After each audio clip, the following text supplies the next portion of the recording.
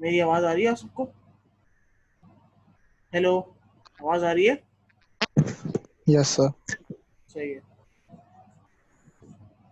अ, आपका previous week जो था वो मिड टर्म का वीक था, तो इस वजह से हमारी कोई लैब नहीं हो पाई, क्योंकि वो ज़ाहिर मिड टर्म वीक में कोई लैब्स वगैरह हमारी होती नहीं है। तो इंशाल्लाह इस वीक में हम लोग जो है वो अपनी 3 लैब्स कंप्लीट करेंगे। आज एक लैब रखेंगे, फिर वेडनेसडे को एक लैब रखेंगे, फिर थर्सडे को जो लैब स्केड्यूल होती है वो भी रखेंगे। ठीक है, तो इस वीक के एंड में हमारी 10 लैब्स जो हैं वो कंप्लीट हो चुकी होंगी। उसके नेक्स्ट वीक में हमारे पास फिर 3 लैब्स बचती हैं, लैब 12, 11, 12, 13। वो मैं देखूंगा मैं किस तरीके से तीनों को एक साथ करवा दूँ, ताकि फिर ये है कि नेक्स्ट वीक आपकी लैब्स खत्म हो जाए। उसके बाद हमारे पास लैब का एक वाइवा होगा, और उसके बाद हमारे पास लैब का एक फाइनल एग्जाम होगा। सही है, तो इसी तरीके से हमारे पास सारी चीज़ें जो है लैब की वो अख्ताम पे पहुँचेंगी। तो अभी और स्टूडेंट्स वगैरह आ रहे हैं या फिर क्या करना है आप लोगों ने? मैंने लिंक वगैरह तो वही है, क्योंकि जो जूम की मीटिंग आईडी है वो तो वही मंडे वाली मैंने रखी हुई, क्योंकि आज मंडे है, तो आज मंडे वाली ही आईडी को आप क्लिक करेंगे तो आप उसमें आप क्लास में ज्वाइन कर लेंगे। जी सर, मैंने भेजा, अब देखें आते हैं कि नहीं। जी जी सही। 4 लोग मेरे सामने आ गए क्लास के अंदर। चले, without wasting any further more time, मैं फिर ये कि क्लास अपनी स्टार्ट कर रहा हूँ। ठीक है। अच्छा, मैं अपनी स्क्रीन की शेयरिंग भी स्टार्ट कर रहा हूँ, ताकि आपको स्क्रीन जो है मेरी वो नज़र आ जाए।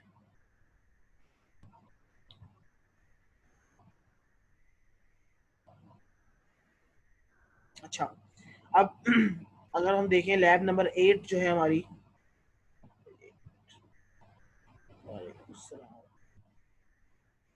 लैब नंबर 7 तक जो हम लोगों ने काम किया था, लैब नंबर 7 तक आप लोगों ने क्या पढ़ा था? लैब नंबर 7 में आप लोगों ने एक बक कन्वर्टर की डिजाइनिंग,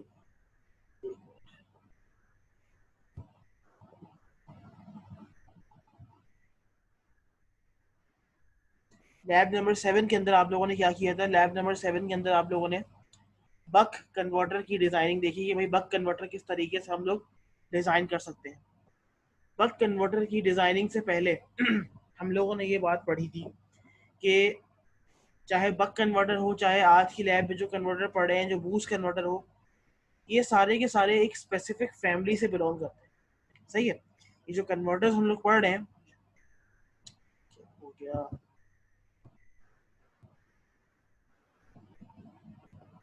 सही है।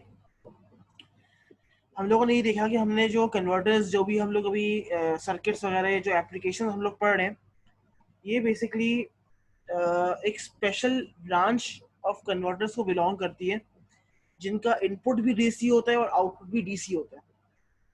सही, क्योंकि हम लोगों ने ये बात देखी जब हम लोग बक कन्वर्टर के बारे में पढ़ रहे थे, तो इनपुट तो मैं उसको डीसी ही दे रहा था और आउटपुट भी डीसी ही आ रहा था। दोनों का वोल्टेज का नेचर सेम है, सिर्फ फर्क जो आ रहा है वो इनके मैग्नीट्यूड्स में आ रहा है या इनकी स्ट्रेंथ में आ रहा है। इनपुट की स्ट्रेंथ ज़्यादा थी और आउटपुट की स्ट्रेंथ मेरे पास बक कन्वर्टर के केस में वो कम हो गई। क्योंकि बक का मतलब क्या होता है? बक का मतलब होता है किसी भी चीज़ को डिक्रीज करना या उसको वीकन करना। सही। आज जो है बेसिकली हम जो है उसका एक बिल्कुल उलट एक नया कन्वर्टर पढ़ने जा रहे हैं, जिसको हम कहते हैं बूस्ट कन्वर्टर। क्या कहते हैं? Boost converter. अच्छा, अब जैसे ही बूस्ट कन्वर्टर का एक नाम है, तो उसके नाम में ही इसकी बेसिकली प्रॉपर्टीज वगैरह जो है वो बताई गई हैं कि भाई बूस्ट कन्वर्टर का मतलब ये है कि this is also a special type of converter that accepts input DC voltage and the output is also a DC voltage। इसका मतलब ये है कि इनपुट आउटपुट की नेचर तो सेम है, डायरेक्ट है, यूनिपोलर है, बट नेचर में, सॉरी, बट मैग्नीट्यूड में फर्क किस तरीके से आ रहा है कि ये एक बूस्ट कन्वर्टर है। क्या है? एक बूस्ट कन्वर्टर।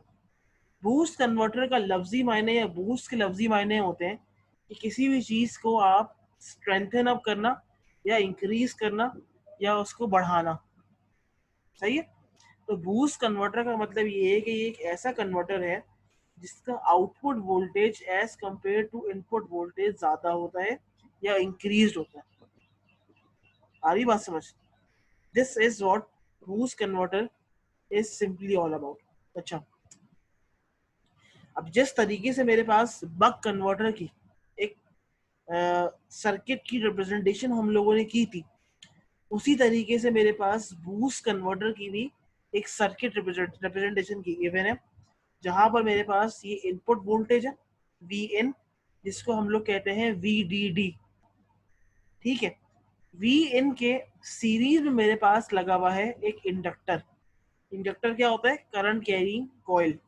अच्छा, फिर मेरे पास यहाँ पर एक डायोड लगा हुआ है, यहाँ पर एक स्विचिंग डिवाइस है जो कि मेरे पास मोस्ट प्रॉब्ली मॉसफेट होता है, एक मेरे पास पैरेलल में कैपेसिटर लगा हुआ है, और साथ में एक लोड रेजिस्टर लगा हुआ है। सही है? अच्छा, अब जिस तरीके से अगर आपको याद हो कि मैंने प्रीवियसली भी कुछ वोल्टेज की और करंट की वेव फॉर्म्स आपकी मैंने आपको बक कन्वर्टर वाले केस में समझाई थी, तो अभी भी मैं आपको कुछ वोल्टेज की और करंट की वेव फॉर्म्स इस बूस्ट कन्वर्टर के लिए भी समझाऊंगा, जो आपको बेसिकली इसकी वर्किंग में और इसकी एनालिसिस में हेल्प करेगी। सही? अच्छा, सब चीज़ों की तरफ बढ़ने से पहले एक चीज़ आपको बतानी थी कि मॉसफेट जो मैंने यहाँ पर अप्लाई किया हुआ है। अच्छा, पहली बात ये कि इसकी लेबलिंग आप देख लें। ये आपके पास इनपुट वोल्टेज जो आपने शो किया हुआ है Vn के नाम से, voltage drop across the inductor आपने शो किया हुआ है VL के नाम से, voltage drop across the MOSFET आपने शो किया हुआ है VA के नाम से, और आउटपुट वोल्टेज जो आपका ड्रॉप हो रहा है दैट इज V आउट या VO। सही है? तो ये और करंट आपके पास इंडक्टर के अंदर से करंट गुजर रहा है, उसको आप कह रहे हैं IL, या इसको इनपुट करंट भी कह सकते हैं। ठीक है जी। पहली बात ये कि मॉसफेट जो है इज ए कंट्रोल डिवाइस, तो मॉसफेट की गेट पर हमें कोई ना कोई पल्स तो अप्लाई करनी पड़ेगी। तो पल्स की शेप क्या होती है? पल्स की शेप ऐसी होती है कि this is a clock pulse. Clock pulse क्या होती है? क्लॉक पल्स के अंदर मल्टीपल वंस एंड जीरोस होते हैं। सही है? जहां पर आपके पास क्लॉक हाई होती है, वहां पर मॉसफेट आपका कंडक्ट करता है और acts as a close path.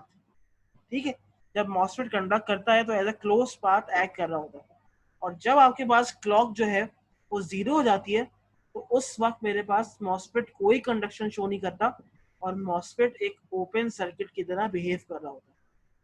ये बात क्लियर है कि मॉसफेट को अगर मुझे कंडक्ट करवाना है तो मॉसफेट की कंडक्शन किस पर डिपेंड कर रही होती है? मॉसफेट की conduction is highly dependent on the nature of gate pulse. समझ आई है? गेट पल्स जहां पर हाई होगी, जहां पर क्लॉक पल्स 1 होगी या हाई होगी, इसका मतलब ये है कि इस पॉइंट पर मेरा मॉसफेट जो है वो कंडक्ट कर रहा होगा, और जब भी कोई चीज कंडक्ट करती है तो that always acts as a close path. और जब आपने मॉसफेट को कंडक्ट नहीं करवाया या गेट पर जीरो है, तो ऑब्वियस सी बात है कि उस वक्त मॉसफेट के अंदर कोई कंडक्शन शो नहीं हो रही होगी। जब मॉसफेट के अंदर कोई कंडक्शन नहीं हो रही होगी तो obviously it is a open path. सही? समझ आ रही है बात? अच्छा, अब ये आपके पास इसी, अगर इस डायग्राम को आप देखें तो इस डायग्राम के अंदर क्या किया है कि इसी गेट पल्स को इसने और अच्छी तरीके से समझाया आपको कि भाई ये मेरे पास गेट पल्स है, ये इस वक्त अलाइव है, इस वक्त आपकी गेट पल्स डेड है, और उसके बाद रेपिटेशन शुरू हो जाएगी। अच्छा, ये जो टी एस शो किया हुआ है, T S is basically the time taken to complete one whole cycle. Cycle के बाद क्या होता है? रेपिटेशन शुरू हो जाती है ना। तो टी एस इसने कहा कि भाई टी एस के अंदर एक आपके पास राइजिंग एज आ रही है और एक आपके पास फॉलिंग एज आ रही है। ठीक है? अच्छा, इसके बाद इसने एक चीज शो की है, ड्यूटी साइकिल। ड्यूटी साइकिल क्या होती है? आप लोग पहले भी पढ़ चुके हैं कि ड्यूटी साइकिल बेसिकली कि यहाँ पर जो ऑन टाइम हमारे पास होता है कि भाई हमारे पास जो वेव है वो कितने टाइम के लिए आपके पास ऑन है या अलाइव है, उसको मैथमेटिकली हम किस तरीके से रिप्रेजेंट कर सकते हैं? उसको हम शो करते हैं ड्यूटी साइकिल डी बराबर है T on upon total time. Total time क्या होता है? T on plus T off, that is equal to T S. और टी एस क्या है? Time taken to complete one whole cycle. सही? तो ड्यूटी साइकिल की जगह डी लिख दिया, टी ऑन की जगह टी ऑन ही लिख दिया, और कंप्लीट टाइम की जगह क्या लिख दिया? T S. तो यहाँ से टी एस और डी को आपस में मल्टीप्लाई किया तो इसने यहाँ पर टी ऑन की एक equation they the, D multiply by T S, जो मैंने यहाँ पर लिखी है। ठीक है, D multiply by T S कहाँ से आया? वो यहीं से आया जो आपको मैंने एक मैथमेटिकल डेरिवेशन छोटी थोड़ी बहुत जो करवाई हुई है यहाँ पे, यहीं से आपके पास जो है वो टी ऑन की इक्वेशन आ रही है। अच्छा, इसी तरीके से अब मैं चाह रहा हूँ कि भाई मुझे मेरे पास टी ऑफ की इक्वेशन भी आ जाए। टी ऑफ की भी मैंने यहाँ पे निकाली हुई है। कैसे निकाली है? हमें पता है कि this time plus this time बराबर है टी एस के, जो लिखा हुआ है यहाँ पे, T on plus T of बराबर है टी एस के। तो टी ऑन क्या था मेरे पास? D multiply by T S, और टी ऑफ तो टी ऑफ ही है, और ये टी एस हो गया। तो मैंने यहाँ से क्या किया, टी ऑफ को एक जगह एक तरफ किया, बाकी सारी टर्म्स को एक तरफ किया, तो यहाँ से मेरे पास टी ऑफ आ गया 1 minus D into T S. सही है। ये सिर्फ समझाने का मकसद ये था कि आपको गेट पल्स जो मैंने मॉसफेट के गेटिंग टर्मिनल पर अप्लाई करना है, उसका ऑन टाइम और उसका ऑफ टाइम किस तरीके से ड्यूटी साइकिल के साथ रिलेटेड होता है। तो ये चीज़ आपको पता होनी चाहिए कि जब ड्यूटी साइकिल डी आपको गिवन है तो उससे आप टी ऑन की और टी ऑफ की इक्वेशन किस तरीके से निकाल सकते हैं। सही है। आई होप कि आपको ये चीज़ जो है वो क्लियर हो गई होगी। ठीक है, अब जो बकिया वेव फॉर्म्स है उसके लिए मैं आपको लैब मैनुअल पे लेके जा रहा हूँ। ये आपका लैब मैनुअल है और ये आपके पास लिखा हुआ है the basic boost converter circuit and the associated voltage and current wave forms are shown as follows. अच्छा, अब बहुत गौर से देखना है सबको। हमें ये बात पता है, मैंने आपको बता दी कि जब जब गेट पल्स क्यू हाई होगा मॉसफेट कंडक्ट करेगा, ये पाथ क्लोज हो जाएगा, और जब जब गेट पल्स लो होगा ये पाथ ओपन हो जाएगा, यहाँ से कोई कंडक्शन नहीं होगी। तो ये दोनों सिनेरियोज आपको अपने जहन में याद रखने जब ये सर्किट की वर्किंग आप पढ़ रहे होंगे। सही। अच्छा, पहली बात ये कि जो पहली वेव फॉर्म इसने मुझे यहाँ पर शो की हुई है वो आपके मॉसफेट की क्लॉक पल्स है या ग्लेटिंग पल्स है, जो मॉसफेट के गेट टर्मिनल पर आपने अप्लाई की हुई है, जिसमें एक राइजिंग एज है, फॉलिंग एज है, राइजिंग एज है, फॉलिंग एज है। इस राइजिंग एज पे मॉसफेट कंडक्ट करेगा या क्लोज होगा, इस फॉलिंग एज पे मेरे पास मॉसफेट कंडक्ट नहीं करेगा और एक ओपन पाथ यहाँ पर आ रहा है। अच्छा, अब मेरा आपसे एक सवाल है, मैंने आपको ये सारी बात बता दी, अब मुझे इसका कोई जवाब दे सकता है? अब यहाँ पर आपने ये देखा कि ये आपके पास Q है और यहाँ पर आपके पास VA voltage drop across this MOSFET की वेव फॉर्म बनाई हुई है इसने। तो ये दोनों आपस में इन्वर्स क्यों है? इसका मुझे कोई जवाब दे सकता है कि ये दोनों आपस में इन्वर्स क्यों है? जब ये हाई हो रही है तो यहाँ पर तो कोई वोल्टेज ही नहीं है, और जब ये लो हो रहा है तो सब वोल्टेज आ रहा है VA। ऐसा क्यों हो रहा है? इसका मुझे कोई जवाब दे सकता है आप में से? सर क्योंकि जब हाई होगा तो वो शॉर्ट हो जाएगा, और शॉर्ट में सर हमारे पास वोल्टेज 0 होता है। Very good. और जब और और जब ओपन हो जाएगा तो हमारे पास वोल्टेज वहाँ पे सारे शो हो जाते हैं वेरी गुड, जहाँ पर ड्रॉप है। तो ये सुमैम ने बिल्कुल सही जवाब दिया है। वेरी गुड सुमैम, यस सर। Okay, excellent. इसमें होता है इस तरीके से, शाबाश। इन्होंने ये कहा कि जब मॉसफेट कंडक्ट करता है, तो जैसे मैंने आपको बताया कि जब मॉसफेट कंडक्ट कर रहा है ना तो that is a close path. तो हमेशा एक बात याद रखें आप लोग अपने फ्यूचर उसके लिए भी, कि जब पाथ क्लोज होता है ना तो क्लोज पाथ के अंदर से हमेशा करंट फ्लो करता है और वोल्टेज ड्रॉप वहां पर मिनिमम या जीरो के करीब करीब होता है। बट जब पाथ ओपन हो जाता है इसका मतलब ये कि उसमें कोई कंडक्शन तो हो नहीं रही। जब कंडक्शन नहीं हो रही इसका मतलब करंट जीरो है। जब करंट जीरो है तो वहां पर वोल्टेज का जो ड्रॉप होता है ना वो बहुत ज्यादा होता है। सही। तभी हमने ये बात देख ली कि मेरे पास जो इनपुट गेटिंग पल्स है और voltage drop across the MOSFET VA, इन दोनों के दरमियान एक आपस में एक इनवर्स रिलेशनशिप आ रहा है। ठीक है।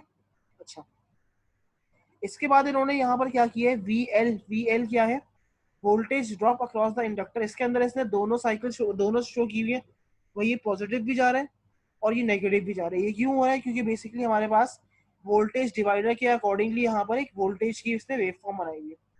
उसके बाद यहाँ पर अब जो बेसिक चीज हमें देखनी है वो क्या देखनी है, हमारे पास है I, हमें इनपुट करंट चाहिए होता है, और हमें आउटपुट करंट चाहिए होता है। अच्छा, एक बात देख लें, इस केस में मेरे पास जो इनपुट करंट होगा ना, इनपुट करंट किस वजह से फ्लो हो रहा है, क्योंकि मैंने यहाँ पर इनपुट पर एक वोल्टेज सप्लाई लगाई हुई है। तो इनपुट करंट और आपका इंडक्टर करंट, ये दोनों चीजें बराबर है। बट जो आउटपुट करंट है आई आउट, वो बराबर है डायोड करंट के, क्योंकि आई डी बराबर है आई सी प्लस आई आउट। क्योंकि ये बेसिकली यहाँ पे एक नोड बना हुआ है ना, नोड पे क्या अप्लाई होता है, केसीएल। केसीएल का मतलब ये है कि आपके पास करंट जो है वो बेसिकली नोड पर आकर डिवाइड हो रहा होता है। जो डायोड का जो करंट है वो बेसिकली दो पार्ट्स में जाकर डिवाइड हो रहा है, एक यहाँ पे आ रहा है और एक यहाँ पर आ रहा है। सही है।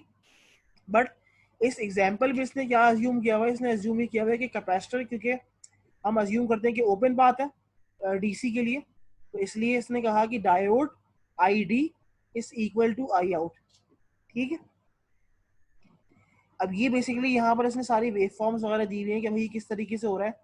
तो यह मैं आपको पहले समझाऊंगा आई एल की वेव फॉर्म, फिर मैं आपको समझाऊंगा आई डी आई डायोड या आई आउटपुट की वेव फॉर्म। अच्छा, अब अगर आप देखें तो जब आपके पास मॉसफेट की गेटिंग पल्स हाई हो रही है, उस वक्त मेरे पास इंडक्टर करंट, इंडक्टर जो है वो चार्ज हो रहा है, और जब ये लो हो रही है तो इंडक्टर जो है वो डिस्चार्ज हो रहा है। ऐसा क्यों हो रहा है? इसलिए हो रहा है, देखें, जब मॉसफेट की गेट पल्स हाई है तो ये पाथ यहाँ से शॉर्ट हो गया। सही है। इसका मतलब ये है कि अब मेरे पास अगर आप देखें तो इस पॉइंट पर आकर दो रास्ते हैं, ऊपर भी जा सकते हैं क्योंकि ये फॉरवर्ड बाइस है, और नीचे भी आ सकते हैं। तो इस उसमें क्या हो रहा है कि इंडक्टर जो है ना अपने आप को चार्ज कर रहा है। बट जैसे ही मेरे पास गेट पल्स लो आती है तो ये पाथ तो हो गया ओपन, यहाँ से कोई करंट फ्लो नहीं करेगा। करंट के पास अब एक ही रास्ता है, वो ये। इसका मतलब ये है कि अब जो इंडक्टर ने अपने अंदर जो भी करंट चार्ज किया था, अब वो इस डायोड के जरिए डिस्चार्ज करेगा। इसीलिए अब देखें कि जब मेरे पास इंडक्टर जो है अपना करंट डिस्चार्ज कर रहा है ना, तो बिल्कुल एग्जैक्ट नेचर जो है वो इसका डायोड करंट पे आ रहा है। क्यों? क्योंकि डायोड का करंट उसी वक्त जो है उसी वक्त यहाँ से फ्लो कर रहा है। जब मेरे पास मॉसफेट की गेटिंग पल्स हाई है ना, तो उस वक्त करंट यहाँ से नीचे से फ्लो कर रहा है, और जब इसकी गेटिंग पल्स लो है या जब ये पाथ ओपन है, तो जब मेरे पास ऊपर से फ्लो कर पा रहा है, और जब ऊपर से फ्लो कर रहा है तो हो ये रहा है कि मेरे पास डायोड के जरिए करंट जो है वो डिस्चार्जिंग इफेक्ट आ रहा है। सही। तो ये बेसिकली आपके पास कुछ वोल्टेज की और कुछ करंट की वेव फॉर्म्स थी जो आपको समझानी थी। ठीक है। अच्छा, इसके बाद कुछ मैथमेटिकल रिलेशनशिप होते हैं, क्योंकि हमें इस सर्किट के अंदर कैपेसिटर की वैल्यू निकालनी है, आउटपुट रेजिस्टर की वैल्यू निकालनी है, और इंडक्टर की वैल्यू निकालनी है। क्योंकि जिस तरीके से, अगर आपको याद हो, मैंने बक कन्वर्टर के जब मैंने लैब करवाई थी तो उसके अंदर भी कुछ हम लोगों ने मैथमेटिकल रिलेशनशिप पढ़े थे, जिससे हम लोगों ने आर एल और सी की अननोन वैल्यूज को फाइंड आउट किया था। तो अभी भी कुछ टास्क सिमिलर सा ही है, क्योंकि हमें आर एल और सी की अननोन वैल्यूज को फाइंड आउट करना है। अच्छा, इसने कुछ सपोजिशन की हुई है जो आपको एज इट इज अज्यूम करनी है कि हाँ भाई, जो इसने सपोजिशन की है वो बिल्कुल एग्जैक्टली सही है। ठीक है। पहली बात ये है कि बूस्ट कन्वर्टर का इनपुट आउटपुट रिलेशनशिप का फॉर्मूला क्या है, वो ये गिवन है आपको यहाँ पर।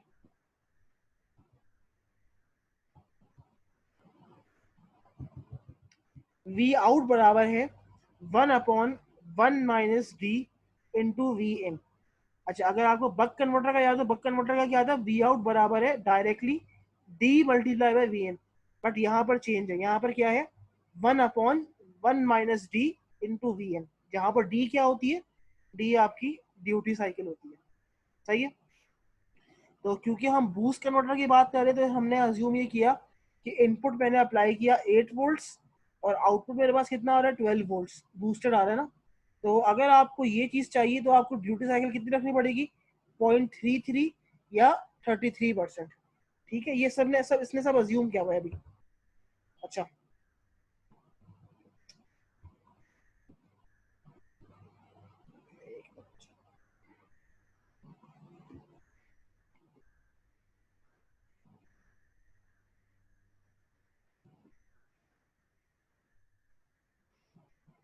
ठीक है जी।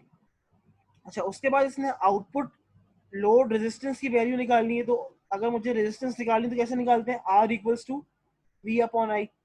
तो वोल्टेज आउटपुट कितना गिवन है, आउटपुट इसने लिया हुआ 12 वोल्ट्स, और आउटपुट करंट इसने अज्यूम किया हुआ है कि भाई 500 मिली एम्पियर से ज़्यादा नहीं हो सकता। तो वो इसने यहाँ से 12 अपॉन 0.5 एम्पियर निकाला तो कितना आया, 24 ओम्स। तो मेरे पास यहाँ से आर की जो वैल्यू आ गई वो आ गई 24 ओम्स। अच्छा, उसके बाद इसने यहाँ पर लिखा कि आपका जो इनपुट करंट है वो बराबर है इंडक्टर करंट की, जैसे मैंने आपको पहले बताया था। इन boost converter average inductor current I L बराबर है आई इनपुट के। एवरेज आउटपुट और डायोड करंट का क्या फॉर्मूला होता है, वो होता है 1 minus D multiply by I L या इनपुट करंट। अब क्योंकि मेरे पास आउटपुट करंट कितना रखा हुआ है इसने, 500 मिली एम्पियर ऊपर रखा था ना यहाँ पर इसने, तो यहाँ से इसने क्या निकाला, आई एल। तो इनपुट करंट या इंडक्टर करंट जो निकला वो कितना निकला, 750 मिली एम्पियर। ठीक है, इनपुट करंट 750 है, आउटपुट करंट 500 है, इनपुट वोल्टेज 8 वोल्ट है, आउटपुट वोल्टेज 12 वोल्ट है। सही है, तो ये input current, output current, input voltage, output voltage, ये चारों चीजें आ गई। अच्छा, सिंस आईडी क्या था, diode current is 500 milli ampere, we chose diode current, diode whose forward current rating is greater than 1 ampere। ठीक है भाई, in order to calculate the suitable value for inductance we want to choose this frequency is 50 kilohertz. ठीक है, frequency जो इसने select की है वो सेलेक्ट की है 50 किलोहर्ट्ज। बाकी से यहाँ पर इंडक्टेंस के और कैपेसिटेंस के फॉर्मूले गिवन है, वो आपको डायरेक्टली लिखे हुए हैं यहाँ पर, तो आप देख लीजिएगा। मैं आपको डायरेक्टली बता देता हूँ कि वैल्यूज जो सेलेक्ट की, वो सेलेक्ट की L equals to 100 micro henry, और यहाँ पर इसने कैपेसिटेंस क्या सेलेक्ट की, 1.2 माइक्रो फैरेड्स। ठीक है जी, ये आपके पास वो सर्किट डायग्राम है सिंपल सा, जो आपने प्रोटीज पर इम्प्लीमेंट करना है, जो मैंने ऑलरेडी आप लोगों के लिए इम्प्लीमेंट किया हुआ है। और मैंने इसकी सर्किट डायग्राम की जो तस्वीर है वो भी मैंने जो है वो प्रोटीज पे इम्प्लीमेंट करके LMS पर डाली हुई। बट मैं आपके सामने एक और दफ़ा ये सर्किट इम्प्लीमेंट करूंगा, ताकि जो मसला आप लोग को होता है कि सर हमें सर्किट में मसला हो रहा है, ये मसला हो रहा है, तो आप लोग वो चीज़ों से बच जाए। ठीक है, ये काफ़ी लोगों का मैं देख रहा हूँ कि प्रोटीज यूज़ करने में मसला होता है।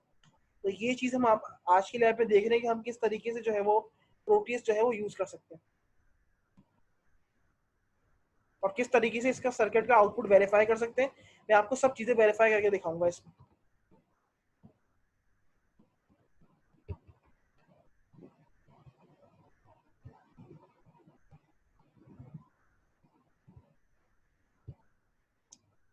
एक मिनट रुकिए।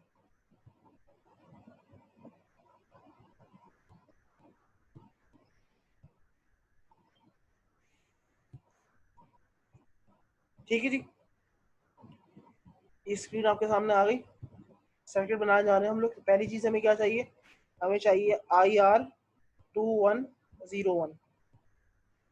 ठीक है, मेरे पास IC आ गई, जो कि बेसिकली क्या है, बूट स्ट्रैपिंग के लिए मॉसफेट ड्राइवर IC होती है।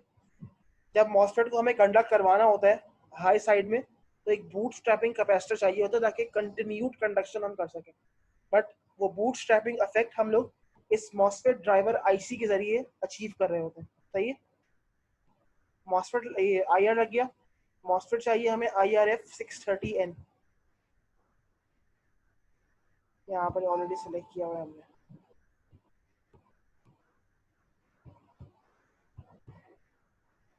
ठीक है जी, ये लग गया। हमें चाहिए एक इंडक्टर चाहिए, हमें एक रेजिस्टर चाहिए, हमें चाहिए इंडक्टर।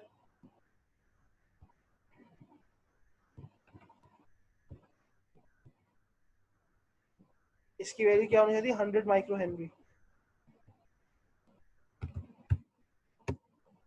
ठीक है जी, इसको मैंने यहाँ से कनेक्ट कर दिया।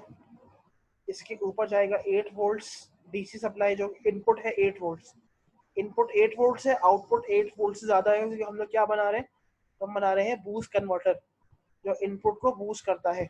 इनपुट 8 वोल्ट्स है, आउटपुट अराउंड 12 वोल्ट्स आएगा। कब आएगा, जब ड्यूटी साइकिल 33% रखेंगे तब आएगा, वरना नहीं आएगा। मॉसफेट का सोर्स पहले डायरेक्टली ग्राउंड करना है।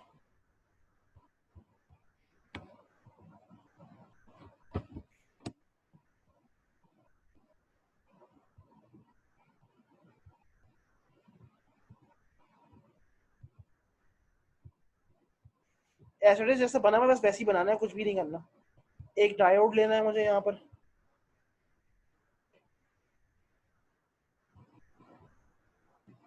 डायोड हम ऐसे सेलेक्ट करेंगे जिसका फॉरवर्ड करंट जो है वो 5 मिली एम्पियर से ज़्यादा हो।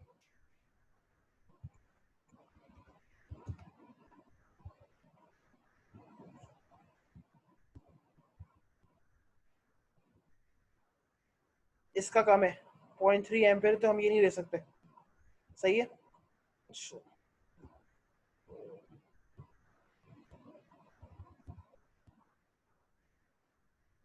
इसका और कम है 1 एम्पियर, तो हम ये भी नहीं ले सकते। इसमें हमें कौन सा गिवन है? इसमें हमें गिवन है 1N5822। अच्छा वो हम देख लेते हैं।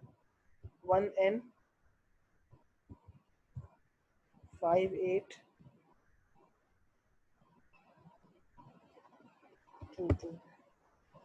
अच्छा आ नहीं रहा है इसमें, एक मिनट।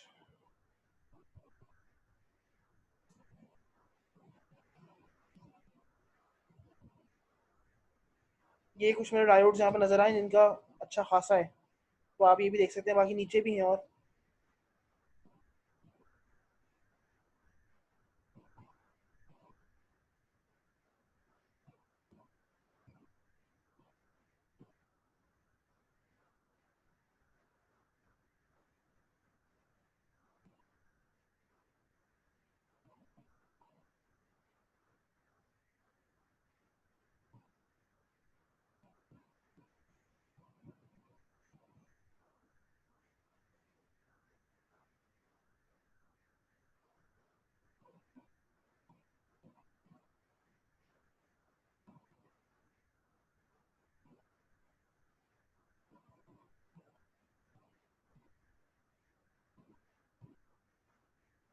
ठीक है, तो मैं ऊपर वाला ले रहा हूँ क्योंकि करंट उसका ज़्यादा है ऊपर वाले का ना, तो मैं वही सेलेक्ट कर रहा हूँ।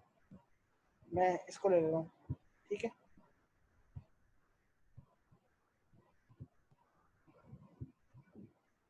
और एक 24 ओम्स का रजिस्टर लगेगा। समझ आ रहा है ना किस तरीके से करना है? बहुत आसान है, कोई मुश्किल नहीं है।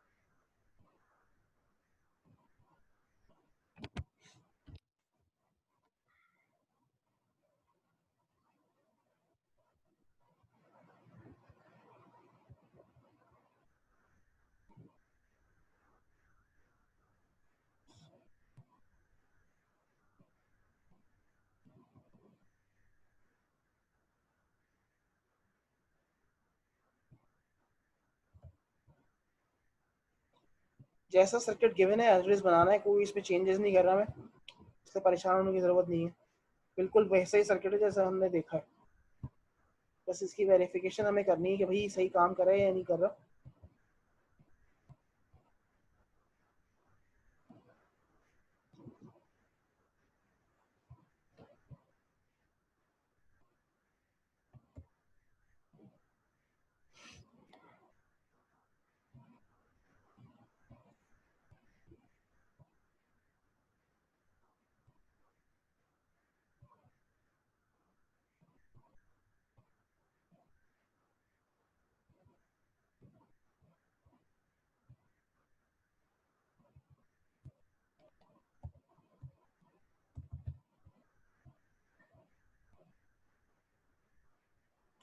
ड्यूटी साइकिल थी 33%।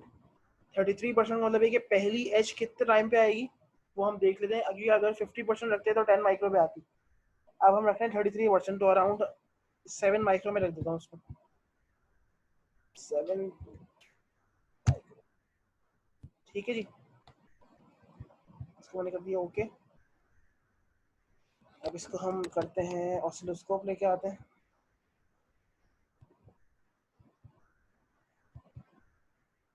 एक पे आएगा स्क्वायर पल्स, गेटिंग पल्स आ गई, दूसरे पे आ गई आउटपुट। और साथ ही साथ मैं एक और चीज़ लगा देता हूँ ताकि आपको आउटपुट का वोल्टेज भी नजर आए ना, ताकि आपको पता चले कि भाई वोल्टेज क्या आ रहा है। डीसी वोल्ट मीटर, इनपुट भी डीसी है, आउटपुट भी डीसी है।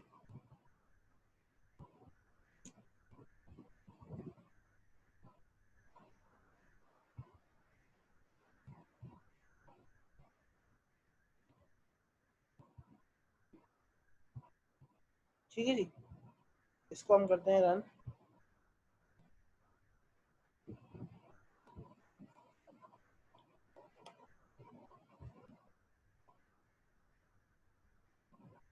अच्छा, कुछ वेवफॉर्म्स आई हैं।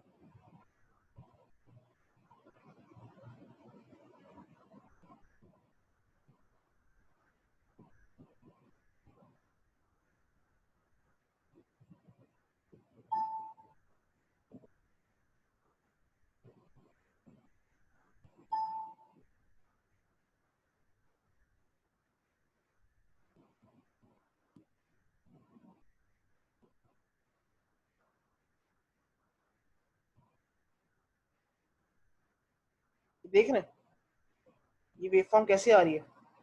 अच्छा, अभी हम जो देख रहे हैं वो हम देख रहे हैं आउटपुट का वोल्टेज। अगर आपको याद हो, मैंने आपको बताया था कि देखें इस तरीके से वेवफॉर्म आनी चाहिए आपके पास। देख रहे हो ये वाली, बट ये तो हमें दी हुई थी डायोड करंट की वेवफॉर्म या आउटपुट करंट की वेवफॉर्म। यहाँ पे हम लोग देख रहे हैं वोल्टेज की वेवफॉर्म। तो यहाँ पे हो क्या रहा है, बेसिकली करंट की वेवफॉर्म क्या होती है, V equals to I R. अगर उस करंट की वेवफॉर्म को मैं आउटपुट रेजिस्टेंस 24 ओम से मल्टीप्लाई करूंगा तो मेरे पास करंट कन्वर्ट हो जाएगा वोल्टेज में। तो वोल्टेज की सिर्फ एक वैल्यू चेंज हो रही होगी, मेरे पास जो जो शेप है या जो नेचर है वो सेम रहेगा। सही। तो ये चीज़ यहाँ पे 100% वेरीफाई हो रही है कि आउटपुट का डायोड का करंट इसी तरीके से जाना चाहिए, क्योंकि मेरे पास यहाँ पर ऐसे ही बन रहा है। अच्छा, एक और चीज़, अगर इसको गौर से देखें, क्योंकि ये वेरिएशन कर रही है, बट इसकी मैक्सिमम वैल्यू बताऊँ कहाँ तक जा रही है। अगर आप गौर से देखें अराउंड 20 तक जा रही है, 20, 15, 20 ऐसे जा रही है, 24 भी जा रही है। क्योंकि बेसिकली एक वेरिएशन आ रही है ना इसके अंदर, बट क्योंकि ये बूस्ट कन्वर्टर है तो बूस्टिंग इसके अंदर शो हो रही है। ऐसा नहीं कि बूस्टिंग शो नहीं हो रही। समझ आ रही है। ये वेवफॉर्म, ये मेरे पास गेट पल्स है, ये मेरे पास आउटपुट वोल्टेज वेवफॉर्म की जो शक्ल आनी चाहिए थी बिल्कुल एग्जैक्टली सही आ रही है, क्योंकि मेरे पास आउटपुट करंट की तो दी हुई थी इसने।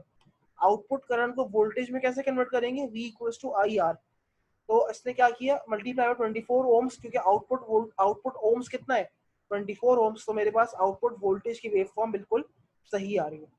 ठीक है, तो ये बेसिकली आपको करना है अपनी लैब के अंदर। अच्छा, मैं आपको ये सारे टास्क आप लोग पढ़ेंगे एक दफ़ा, और बिल्कुल जिस तरीके से लैब नंबर 7 का काम किया था उसी तरीके से लैब नंबर 8 जो है उसकी लैब रिपोर्ट और लैब टास्क जो है वो जमा होंगे। समझ आ रही है।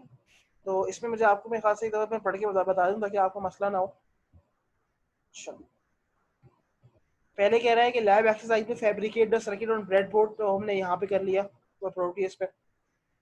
और इनपुट आपने अप्लाई करना है 50 किलो हर्ट्ज का, ड्यूटी साइकिल 33% रखनी है, हमने सेट कर ली। ठीक है, फिर आ जाए मेजरमेंट्स एंड वेव फॉर्म पे। अच्छा, the channel 2 shows you the voltage wave form across the road. जाहिर सी बात है हम लोग वोल्टेज प्रोब यूज कर रहे हैं, हम लोग करंट प्रोब्स यूज नहीं कर रहे हैं। तो मेरे पास वोल्टेज की वेव फॉर्म आई है, दिस वेव फॉर्म। ठीक है, ये वोल्टेज जो वेव फॉर्म आई है, this wave form can be considered as inductor current waveform with current determined by dividing oscilloscope voltage reading by load resistance and multiplying it by 1 minus d। ठीक है, जो भी आपके पास वोल्टेज आ रहा है, ठीक है, उसको डिवाइड करेंगे लोड रेजिस्टेंस से 24 ओम से, और मल्टीप्लाई करेंगे 1/1 माइनस डी से। तो मेरे पास इंडक्टर करंट या इनपुट करंट की वैल्यू आएगी, क्योंकि यहाँ पे आपको गिवन था ऊपर, अगर गौर से आप देखते हैं तो इनपुट करंट की वैल्यू या इंडक्टर करंट की वैल्यू क्या कैसे निकालते हैं, I out divided by 1 minus D. तब आपके पास IL आता है ना। IL क्या है? Inductor current. इंडक्टर करंट कैसे निकालते हैं? आई आउट या ID divided by 1 minus duty cycle. तो यही काम इसने यहाँ पे करने को कहा है आपको। इसमें परेशान होने की जरूरत नहीं है कि समझ नहीं आ रहा, इसमें सब चीजें गिवन है already. Record the maximum and minimum inductor current from the waveform and calculate average inductor current. उसके बाद कह रहा है कि add capacitance in parallel with load resistance। अच्छा ये भी करके देखते हैं कि 1.2 माइक्रो का कैपेसिटर अगर मैं पैरेलल में लगाऊंगा तो क्या फर्क पड़ेगा। समझ आ रहा है ना किस तरीके से करना है?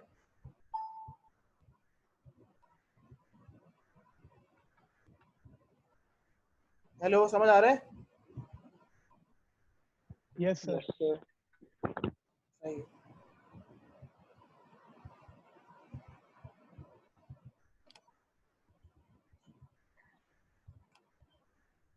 ठीक है, इसके पैरेलल मैंने कैपेसिटर लगा दिया। अब कैपेसिटर की चार्जिंग एंड डिस्चार्जिंग इफेक्ट से हम देखेंगे कि आउटपुट पे क्या फर्क पड़ रहा है।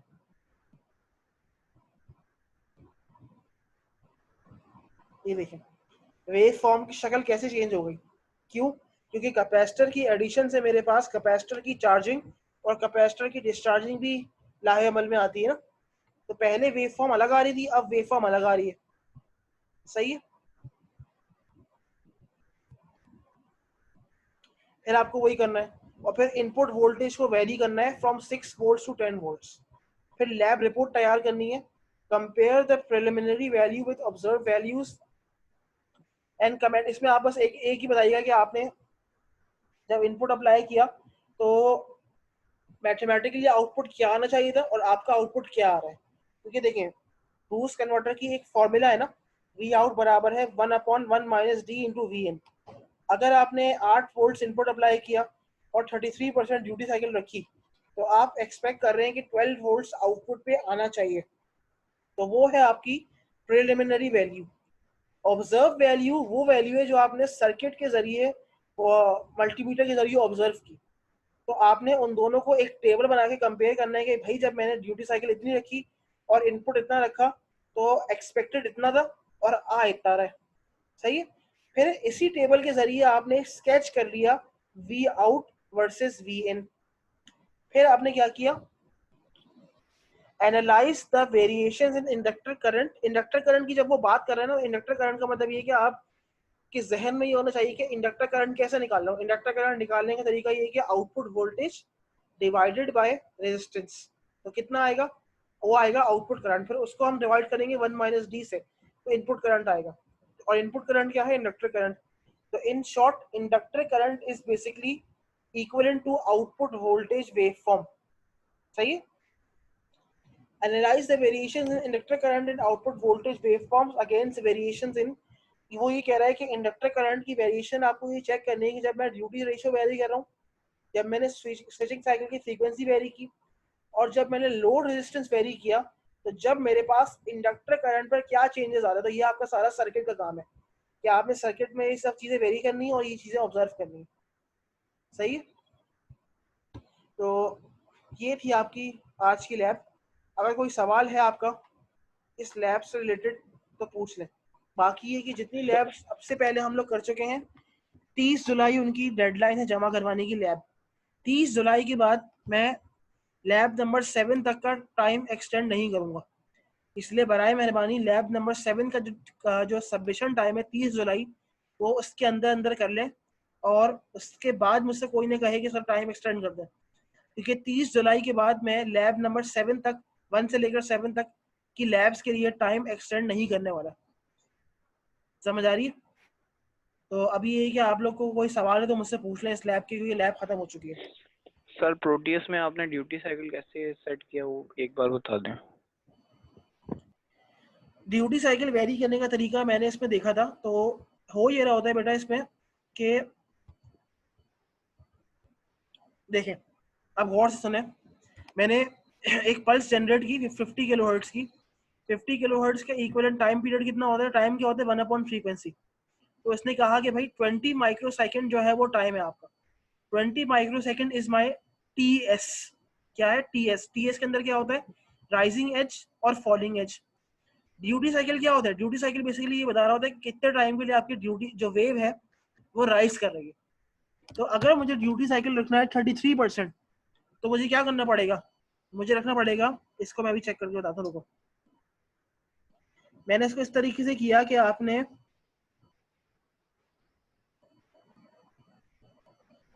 .33 ड्यूटी साइकिल रखी, इसको मल्टीप्लाई किया 20 माइक्रो से, कितना आ रहा है? 6.6। तो यहाँ पर आपने क्या किया? यहाँ पे लिखा 6.6 माइक्रो। ये क्या लिखा हुआ है? First as. एज क्या होता है? एज बेसिकली होती है, अगर मैं आपको इधर दिखाऊं, इसको मैं रन करता हूँ, देखो ये आपकी राइजिंग एज है, ये आपकी फॉलिंग एज है, सही है। ये जो बीच में ट्रांजिशन या चेंज आ रहा होता है ना, ये किस टाइम पे आना है, ये बेसिकली आप यहाँ पर इसको बता रहे होते हैं, इस इनपुट को।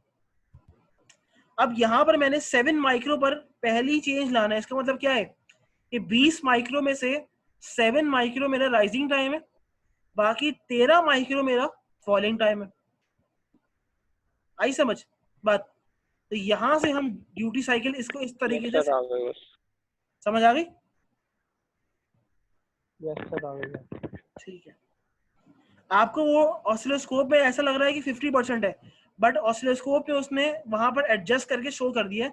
हालांकि 7 माइक्रो का मतलब ये है कि 7 माइक्रो का मतलब है कि 7 माइक्रो के लिए वेव अलाइव है, 13 माइक्रो के लिए वेव जो है वो फॉलिंग एज में आ गई। ठीक है, कोई और सवाल है किसी का तो पूछ लें, फिर मैं अटेंडेंस ले लूंगा।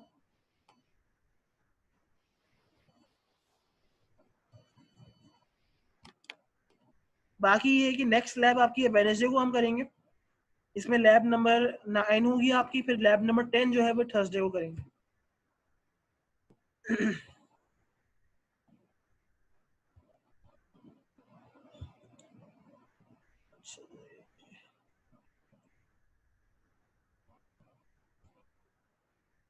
मैं अटेंडेंस वाला देख रहा हूँ, शीट कहाँ चली गई उसकी।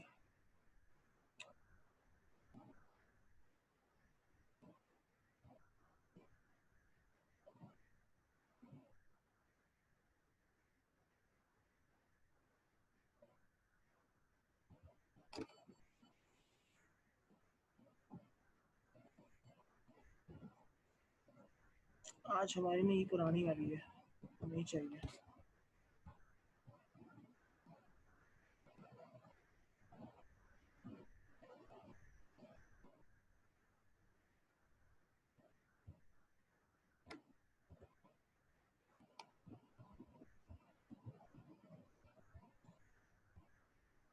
चलो इसी भी लगाते हैं। अभी आज कौन सी हमने की है? लैब नंबर 8 की है आज।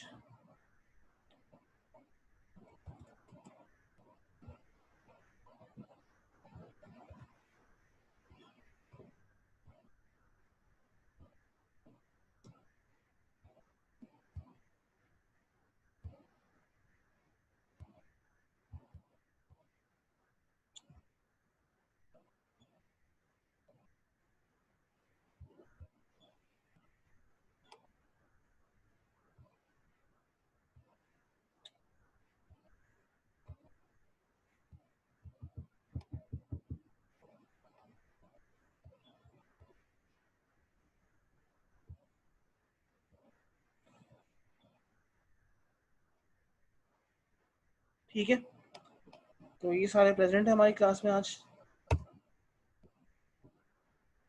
चलो ठीक है, बस क्लास को एंड करते हैं जब कोई सवाल आप लोगों के नहीं है। ठीक है, चले, हो गया, अल्लाह हाफिज़। अल्लाह हाफिज़।